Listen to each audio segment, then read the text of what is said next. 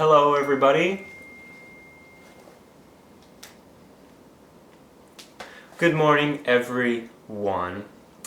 It is January 7th, the 7th day of the Goblin Shmoblin adventure. I'm gonna start calling it an adventure because it is an adventure of a month's lifetime. Today, let's see what the prompt is. Thoughts on moss. My thoughts on moss. I like moss. Moss is cool. Me and moss respect each other's boundaries, and we don't encroach on each other. Like moss, I too need some sun. I'm gonna open that window. Yeah, so I think moss is alright. You know, anything that's a living thing is alright. It's more than alright. It's doing its thing, and it's good. It's doing what it wants to. Even if moss was encroaching on my house or me, unless it was hazardous to my health, I think I would deal with it. And I don't think I have any moss anywhere. I don't know how in depth we should go into moss today. Whether we should do a moss puppet show, whether we should look for some moss and say hello, whether we should draw some moss, abstract art. Back home, while I was home for the holidays, there was a bunch of moss just growing in the backyard by the water. If I was home, I would definitely take this episode out there right now, and we would go and look at different types of mosses. We can learn some wisdom from the moss that we meet. So I do have moss. I just remembered, I think this is moss. I'm pretty sure. Unless I'm very uneducated and I don't know how to recognize moss. This has always been here because it's always been a really cool patch of dirt. And it's like nice and moist all the time. And so I think this is moss. So this looks like an entire like moss village that I've got growing over here.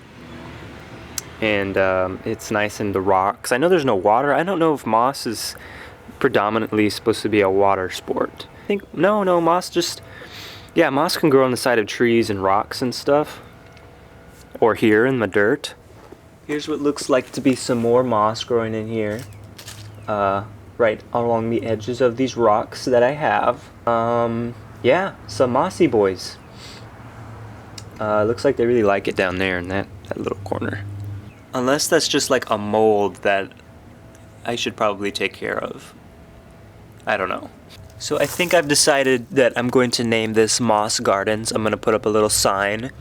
And we're just going to be something that we'll visit every once in a while. Or maybe not. I just want to put up a sign for it. I think I found some more moss right there. This might be more of a moss empire than I thought. This one's getting some nice sun too right here in the morning. Oh yeah, that's gotta be moss. Yeah.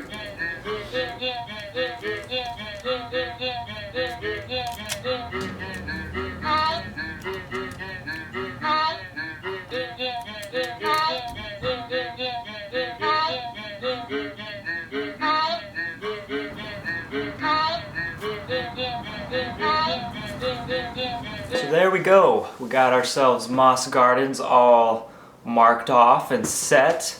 I don't know. I'm going to be monitoring the other two outposts of moss that we found in the yard. And if they become predominantly strong, I'll go ahead and label those as well. Apparently you can find moss pretty much almost anywhere, especially if you live out in some nature. I wonder where that myth came from, that moss always points. It's probably one of those things where it just so happens like moss grows when the sun rises, and if it's there more, it'll grow on that side. But the sun moves depending on the year, so that's probably why that's probably I don't know. Oh, let's go look at the cans. Let's go see what we got for our hoard. We didn't do that the other day. All right, so here's our hoard of cans, about 16, 17, and one little shiny string. This one, right. One shiny string. Quite a bit. And each with their own story, of course. A lot of beer cans, some soda, some cat food cans. I wonder if they were feeding some local cats, and that's why they were just left out, you know, just strewn about. So there you have it, another day of the Goblin Shmoblin challenge. Sorry, the Goblin Shmoblin adventure. Shoe time. I'm having fun. I'm having fun with it. I genuinely am having fun. I go back to work tomorrow.